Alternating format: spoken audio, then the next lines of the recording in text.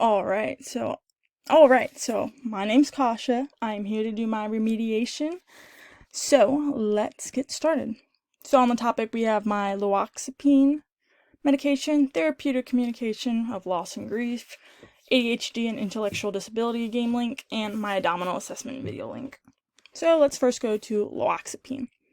So this is a typical tricyclic antipsychotic medication, and it's like subclasses the dibenzoxazepine class.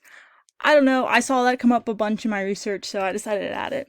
So the mechanism of action, how does it work on the body? So it's a dopamine antagonist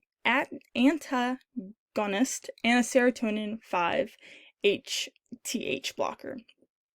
So it's not exactly known how this works on the body, but it is theorized that since it's able to antagonize dopamine and the serotonin receptors, that those two processes has calming effects on the body and decreases aggressive behavior. So for disease treatments, it's mostly used for positive symptoms of schizophrenia. So think hallucination, delusion, bizarre behaviors. If they're like talking to themselves, and things like that. I did see some that say you could use it for like bipolar disorders, specifically like the maniac phase, some agitation, and then acute and chronic psychotic disorders. But I just left it at definitely positive symptoms of schizophrenia. So the route, the most common is by mouth, either capsule, tablet, or liquid. But then you can also have the intramuscular injections or intranasally or through a metered dose like inhaler. But the intramuscularly and the respiratory route are very rare. Next. Dun, dun, dun. Oh, I think two of my slides are out of order. Oh well. So for patient education, take it with food to reduce stomach upset. You're going to want to take it at the same time every day. Make sure they do not stop abruptly. You have to taper the dose down. One of the common problems or side effects is drowsiness and sleepiness. So by taking it at bedtime, you reduce the risk of daytime drowsiness. Making sure that they do not drive or operate the machinery if drowsy. Obviously, since it already makes you drowsy, you're going to want to avoid alcohol, opioids, benzodiazepines, and other central nervous system depressants, as they will just pile on and just make all things worse. An important thing to tell your patients is that the therapeutic effects might not be noticeable, or they should start being noticeable within a few days, but it could take weeks to get that achieved effect that they want, where all the positive symptoms are not there anymore, and all that's left is just normalness. Obviously, you should always report any side effects to your provider, whoever prescribed it. I will go into side effects next. You're going to want to change lying, sitting, and standing positions slowly due to this having a orthostatic hypotension effect. Obviously, wear your sunscreen. Wear sun clothing, and wear sunglasses in the sun. And then chew sugarless gum and sip water for the anticholinergic effects. And then health promotion, there's just the basics. Making sure you drink performing regular exercise, drinking 2 to 3 liters of water per day, and increasing dietary fiber intake. Water and fiber is super important because of the anticholinergic effects that this can have on your body. So some precautions. This should be cautious in prescribing for patients with glaucoma, paralytic ileus, prostate enlargement, heart disorders, liver or kidney disease, and seizure disorders. And then there's risk versus benefit during pregnancy and breastfeeding. It is known to have, effects on the fetus, developing fetus, especially in the later trimesters. So contraindications. I just wrote coma, older adults with dementia. I guess I just didn't want to finish that.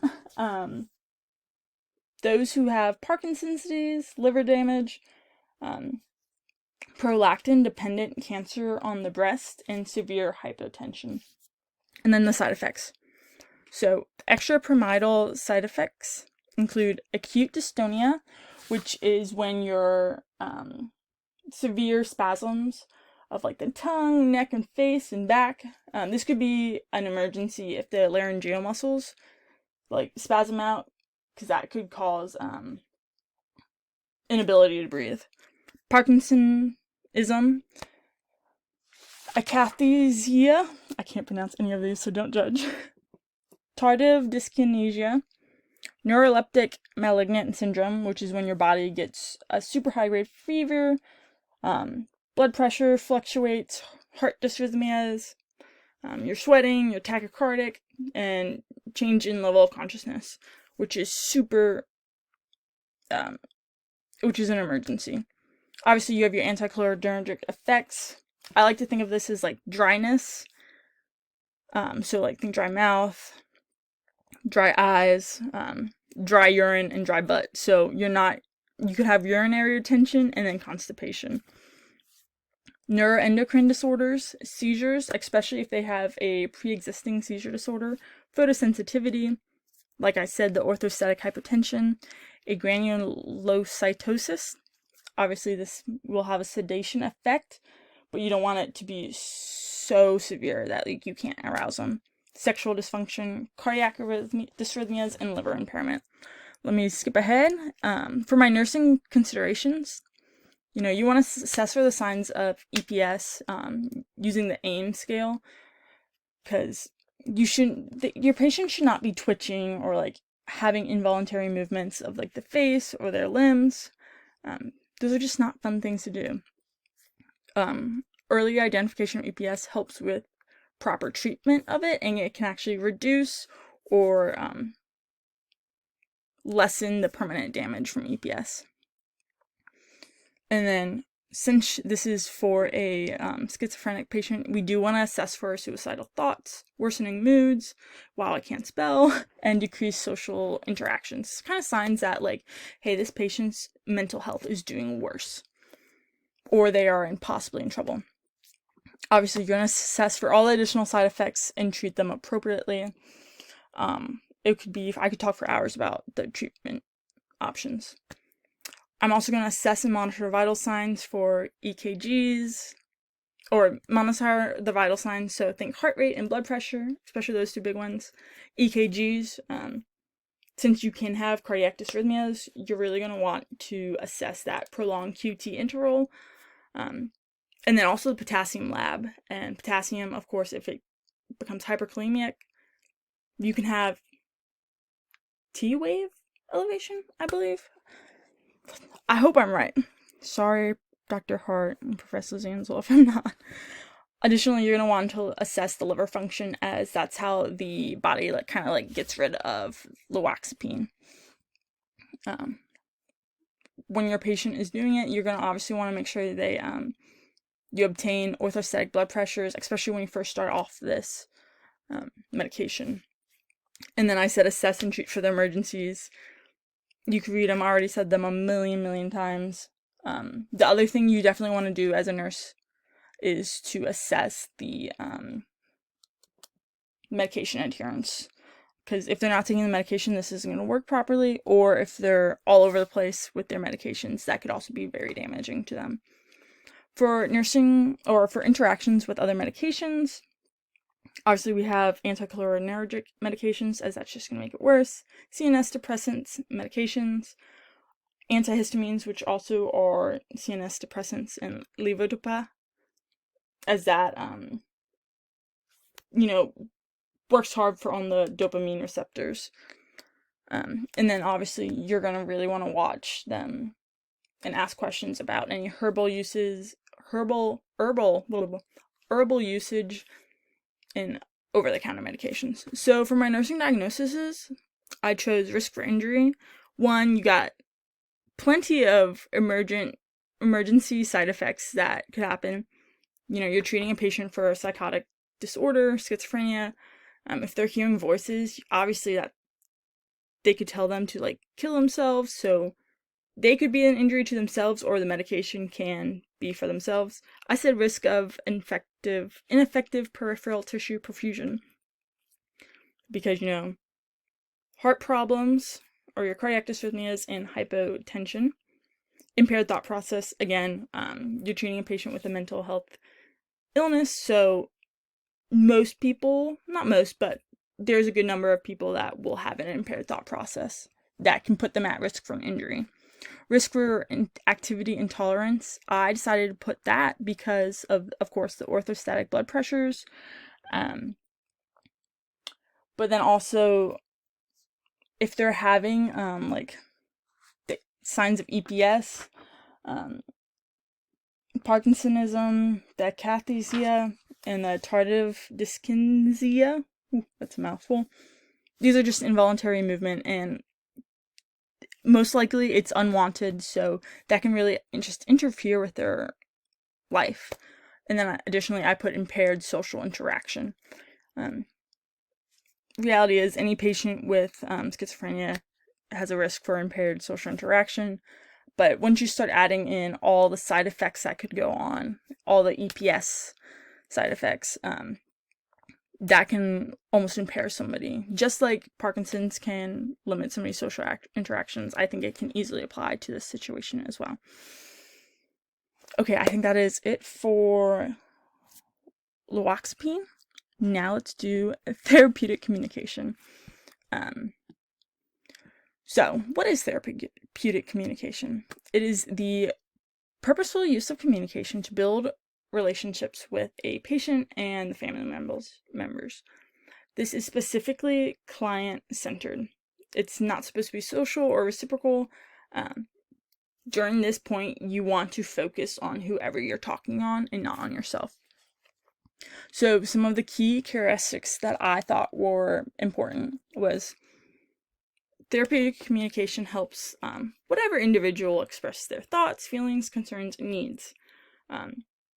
This also allows them to show and adapt to functional behaviors in interpersonal relationships. So, by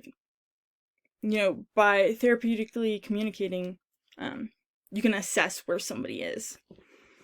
And then this also allows for nurses and any medical provider, really, to express concern and empathy. This kind of just helps with building that rapport with the family or patient. And then when you're sharing any information, whether it be about their medical news, social history, or emotionally what they're going on now, you can use therapeutic communication to obtain information, tell them information, and to see if they're reaching their goals. Because, nursing goals and outcomes, we love doing that. So, my next one is effective communication skills and techniques. So, I have up there silence. Using silence as one just kind of gives the patient or family member just an opportunity to reflect and kind of think about what's going on. I think it's important to realize that not every you don't have to consistently say words. Silence is actually really good for people. Let's see. And then active listening. You're going to want to be able to understand what they're saying and kind of be more present. And then we have open-ended questions. I put that one up there. There are different types of questions, but I think open-ended questions allows for the best response and being able for the patient to express their own feelings. Additional techniques to clarify what they said kind of goes back onto building that, hey, I'm actively listening. So restating, reflecting, paraphrasing, and exploring. You're going to want to summarize what they said. which shows active listening. General statements and broad open statements, these you have to use very carefully, but this can also give the patient or the individual an opportunity to talk about what's going on. Acceptance and recognition, just almost validating their concerns or their fears, or just kind of like a mix of everything. And additionally, presenting reality and focusing. This one's definitely important for loss and grief. Just being realistic about what happened and what's going on. So, barriers to effective communication. When, like, the nurse is either minimizing their feelings, asking too many why questions, asking irrelevant personal questions, or excessive questioning, or rapid questionings, offering personal advice or opinions, giving false assurance, and changing the topic. Obviously, you're either making this feel like an interrogation, you're giving bad advice, or just changing the topic. You obviously are acting like you don't care anymore. That's not good. Alright, so therapeutic communication. Types of loss. There are numerous types of loss. I think it is important to understand these types of losses when you're dealing with therapeutic communication. I'm not going to go in depth into it because I think you guys would strangle me, because I don't think I'm going to have time, since I'm supposed to only film 5 minutes. But, you have your necessary loss, which is, like, the loss is going to happen no matter what. It's just part of life. Actual loss is, like, the loss actually happening. Perceived loss is when, like, say, I love using, like, the side chick of, like, an ex, or, like, of a husband. Like, if that husband died, that side chick is dealing with that loss, but cannot really say anything about it. The maturational and developmental loss, just normal life processes.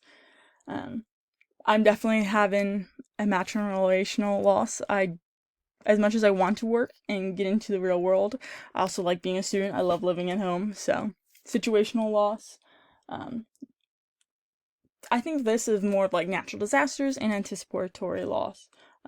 Oftentimes patients on hospice care, family members will deal with that anticipatory loss. So stages of grief, denial, anger, bargaining, depression. It's important to realize that not everyone experiences these stages. There's not really a particular order. You can bounce around from them. You can experience all, you can experience none. It's kind of how it is. And then you have your factors influencing loss, grief, and coping abilities. You can read them out. I won't read them out to you. And then you also have your grief reactions. So you can have normal grief, your anticipatory grief, which is, again, it's like you're expecting this to lose, often in terms of a terminal illness. Complicated grief. I feel like this also just reminds me of, like, chronic grief, where you're almost not able to get over it. It's almost like this prolonged period. I often think of, like, depression, intense feelings of guilt, suicide, stuff that's not the greatest. And then disenfranchised grief, which is a loss that cannot be accepted by, like, or shared with others. So, I've got some good examples of therapeutic communications, kind of just being, like, very open and very, not almost welcoming in a sense, but I want to focus on bad examples of therapeutics. Ignore the cliches. Don't do cliches. That's terrible. They're in a better place. At least they lived a long life. You need to be strong. Everything happens for a reason. Don't say that. If someone said that to me, I'm a nurse, so I can't say that I would knock them out or not. But I would be very, very upset if something like that happened to me. And then additional support for those dealing with grief. Just offering chaplain or spiritual services, giving them information on support groups, community resources, and maybe, sharing a resource for mental health therapists. And then I also have my game links, so they should just pop up. Right, this one's made, No one's done it yet. And then my abdominal assessment video. I did one with the YouTube link. It should work. And then the other one was like a PVCC link. So hopefully they will work. And last not but least, that's the end.